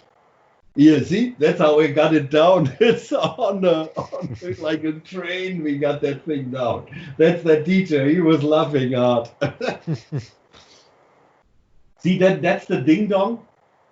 That's at that second Pinball Fantasies in the Riviera Hotel in Las Vegas. That's the Ding Dong I actually bought, fixed it up, and then went over with the photos to the guy where I bought it and said, hey, that's what I made out of, you piece of crap. Yeah. And he said, oh, that's good. And I had a job, and then I was into the pinball business. Yeah. And right next to it, that's a Viper night drive-in. That is the prototype. And we used that. We had the rides on those pinball skates. When you fold, basically you put it on each leg with two wheels, one in the back, one in the front. Hook it to the leg, and then you can drive that thing around. It wasn't that good, but we sold it on that machine. And Stern brought that over to that show. And see, that's why I felt a little bit like cheating. That's me and Slash from Guns N' Roses. Nice. Take out, he has the sunglasses, and I have the same glasses, and I guess Venice glasses with those screws and springs on it. Uh-huh. Got the same glasses than I do. The beard wasn't that long in that time. Yeah. Yeah, I might send you that a few of those. Yeah. pictures. Sure. Please do that. That's why we're doing a video podcast here, so people can actually see what you talk about. You see, yes, even my invitation for the that's my payroll here, just to prove motion picture industry pension and individual account plans. That's my proof that I really worked for the movies. Yeah. Here, I got that 1 week is here. 1 week, was 80 something hours here in total. Yeah, that's funny. I saw that yet. Well, let me see if we got some more funny pictures. It's great that you kept all the pictures. Oh yeah. I scanned that once. Here, that's that thing from that first Audi A1 commercial. Let me see, where is he? Here, that's Titanic. Here, you see that? We don't see a lot. I don't see a lot, but if you can, And right next to that big propeller thing, and that's from the first Audi A1 commercial. When you give the Audi A1 wind tunnel, A6 wind tunnel in YouTube, then you can see that. And I built the whole thing and picked up the thing somewhere in Arizona on some airplane scrapyard. That propeller thing. Nice. well, if you can just send us all the pictures in a package, Yeah. then we can put them in. We'll No put them over problem. the screen as we're talking. No problem. That's the table made for the Janet Jackson video. I tried to look for that Janet Jackson video. I don't find it. It must be somewhere in '97, and I don't find the video from which song that is. Huh. Yeah, that's yeah. I sent you some pictures over. See, that's that table. Okay. That's the outside stage from Dante's Peak. All right. Oh yeah. That's on Van Nuys Airport, and we built all that stuff in like a person was like that, scale 1 to 7 or so. Yeah. Here, that's my invitation for Dante's Peak. Here, that's the ship from Fifth Element. Here, there are the taxis, and there are the police cars, and the taxis. That's Titanic from inside, under the water. It's just plastic. Yeah. Yeah. That's what I did then. Like here, that is stuff used on Star Wars too. That's the same guy who made all the from the first Star Wars from '77. Mhm. When the camera scaffolding and everything, the camera Right. things, it's like a crane running on like ball bearings. Big thing. Here, that's my invitation for the Yeah. Dante's Peak Thursday, February screening. Yeah. But Pinball Machine was better in the end. Well, working in the movie business is probably also not very boring. It's not Yeah. boring, and you have no life, and you have no wife, and you have no life. No, not a shit. We ordered to get rid of our money. We ordered us a lobster in the lunch break. Somebody came with the stretch limo and brought us a lobster. No, it's okay, but 98 hours a week, that's getting on your nerves. And then running around and finding a new job, spreading your resume everywhere, driving around and telling everybody what a fucking great guy you are, and and everybody calls and said, "Hey, can you aluminum weld?" I said, "How much?" And he said the price, and it's a 3-day job. I said, "Yes." I couldn't weld aluminum. Yeah. I found somebody who could weld it, and I got the bucks. That really goes on your nerves. It's funny, it's nice, but met a lot of people and did funny things, which I can look back now and tell about. But in that times, I was going in my car, sleeping on the rear seats, and 4 hours later, I walked back in and started working again. Right. Yeah. Right. Yeah. Very awesome. Good old times, yeah. Rainer already told me he's looking forward to the release of your stories. Oh yeah. Yeah. We once in a while we do those video YouTube videos from the Save Your Balls from the like how many years ago is this? It's 7 years ago, I don't know. And then we made something like what are the worst pinball machines ever built, or something like that. And then that one guy set everything up, and then I was sitting there and talking out of the pocket. Right. He was telling and I was answering, and that was pretty funny actually. But you get then some commentaries or whatever in the bottom there say, what is that for an old guy there? And knows somebody that old fart, what is he talking for a bull? That's coming up here too, huh?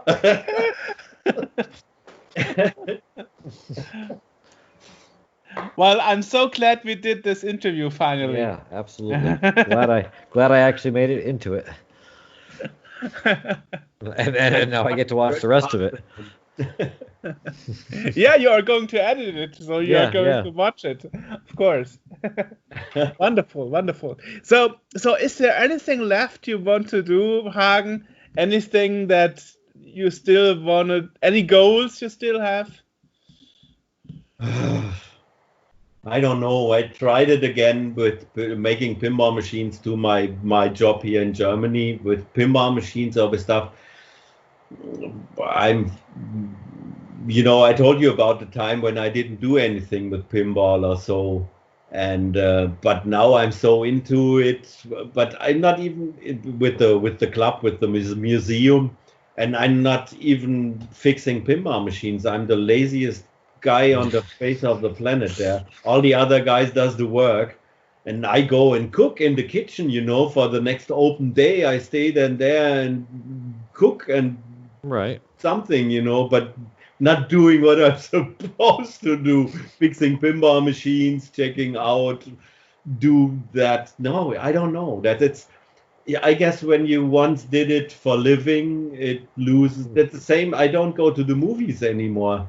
You know, Right. my girlfriend, she doesn't want to look movies with me. I tell her that, yeah, did you know that the sunken Titanic was mounted to the roof of the studio and we filmed it all upside down? He said, I don't want to hear it, you know. And my illusion away. and And they used and to composite that footage, they used Amigas because um, Perifractic found the Amiga that they used to handle all the footage of the underwater Titanic. Just as a side note, they did what? the I didn't film, understand it right. the film that they took of the underwater Titanic for the movie, Yeah. it was composited and edited and whatnot with an old Amiga computer, Oh. and there's a YouTube channel, Perifractic's Retro Recipes, where they found that computer, and he kind of they didn't know it was on it, but they started it up and they went through the hard drive and they found all this raw footage of like you said, of the upside down sets and whatnot, and the camera going through it and whatnot, and that's how they composited it in with the movie. Yeah, it's made there in a digital domain. Yeah. And that one guy, he had no shoes and nothing, and he was driving all day long with his skateboard through that thing. That was like the first step to that Google brainwash thing. Right, yeah. And he was just had no shoes, bare feet, and he was running with his skateboard. And then he made that, and same thing. It's really, they thought, no, they were diving down to the Titanic. They said that we're down there and took the original footage. They said, bullshit, it's all plastic, and was mapped to the roof of the Yeah. yeah. And they found it was on what computer? I remember they were buying an Apple computer and a big thing somehow.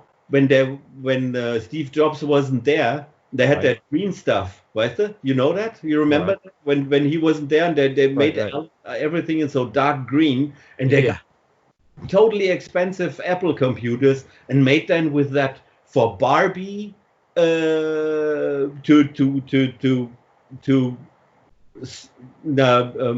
knitting clothes and stuff like that for Barbie dolls, you know, for kids. Yeah, they right. cut it out then, and then cut it out and saw it together somehow. That's what they did with the Apple computer for I don't know how many 100,000 grand. Yeah. So that's funny. And they found that. Where did they found that computer? They found it in someone's garage. Ah, see? Yeah. Yeah, it was an old Amiga 4000 that handled the compositing of that footage, and they found it, and I think they auctioned it off or something. They did something with it. The only thing they did was that it looks like water underwater. The rest is all filmed in that's the same thing. They weren't able in that time to make real water look like water or dust or so. We were for that Dante's Peak movie, when they had that pyroclastic explosion from the thing, there was all real smoke. Right. I did one of those, how you said, when you have to have a driver license to blow up something. Right. Yeah. Dynamite or something. Pyrotechnics. I had to make that first step into being a I don't know what pyrotechnics. Yeah, pyrotechnician, and because we were heading under pressure tanks with super fine gray dust, which was, I guess, I don't know what it was, and then it blew that out, and I cleaned it to clean that all off for good money. I had to make that license there, you know. Right. They were not able to do it on the computer. It's the same thing when you watch that A6 Audi A6 wind tunnel commercial. It's in the beginning. It's the original one. It's the one you see on my picture. And afterwards, then when it gets faster, that they could do then with the computer. Right. But you don't see the things anymore, piece by piece. Yeah. It's funny. Yeah. And that was 96, 97. Yeah. Interesting. Yeah. It's very cool. I didn't know you were into the movies too. Yeah. You always learn new things.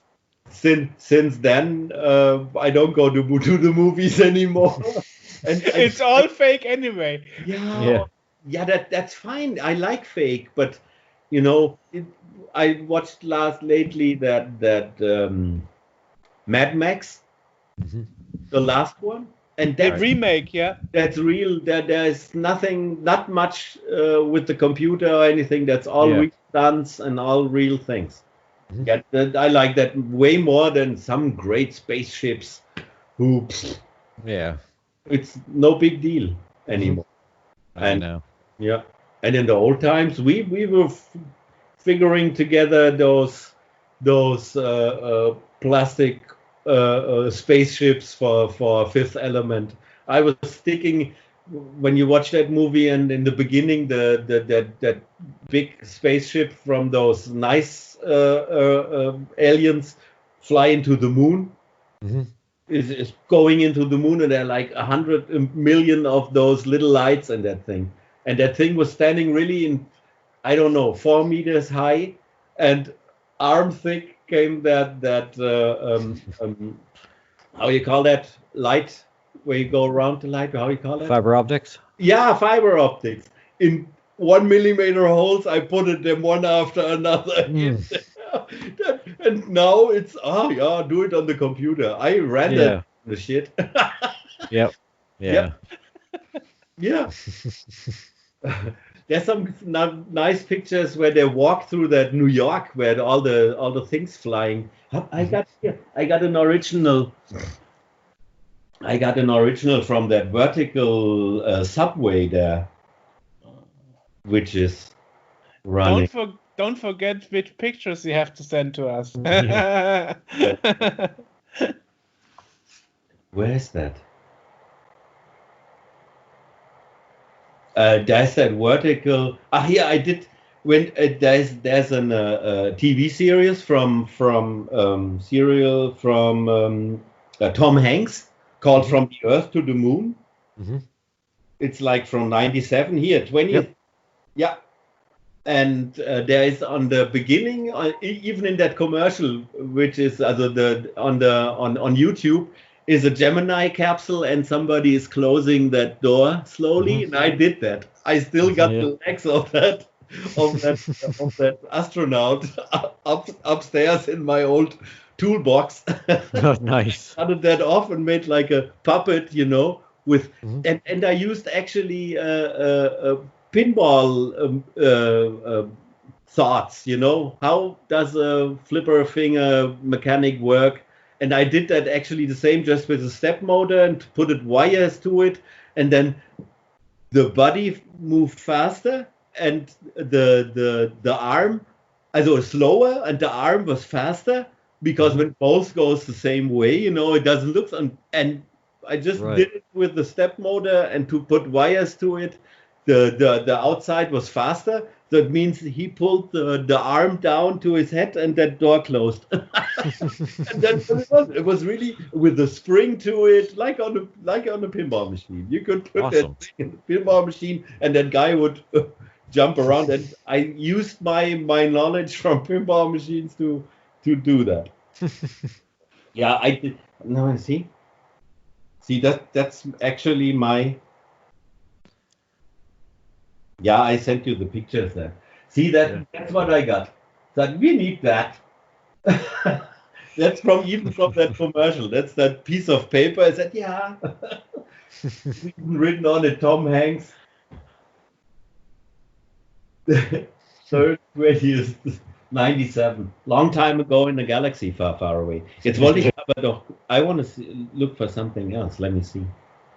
It's that vertical subway which goes up and down the skyscrapers in that New York thing. And I got the original drawing how that thing's supposed to look, and then the model makers. I made the inside, and the model makers made the outside. I'm a metal guy, I'm not an artist. Yeah. Wonderful. Good. Yeah. Alrighty. Yeah. I'm not sure. Do you have any homepage or anything where people can see what you are doing? I'm not sure. No, I Probably- don't have anything. I had one. It's on my old Apple Apple MacBook, Okay. but it's really one of those it's a homemade 2007. Yeah. Some pictures and something written to it. I sent you the pictures, and then no, I don't have anything what I did. Okay. Well, we can Okay. link to the Flipper and Arcade Museum because he's involved with that, right? Sure. Yeah. Yeah. So we Yeah, can you're still one link of to the that. founders. Yeah. Yeah. Yeah. Right. Okay, Hagen. Okay, Thanks a lot. yeah, AJ, thank you. Yep. Thank you. Thank you for Thank sitting you. with us. Hope we Bye. see each other somewhere in person, and maybe on that next thing about Yeah. something. Okay. Yes, Bye indeed. bye. All right, thank you, sir. That's good. Bye. Tschüss. Bye-bye. Bye bye.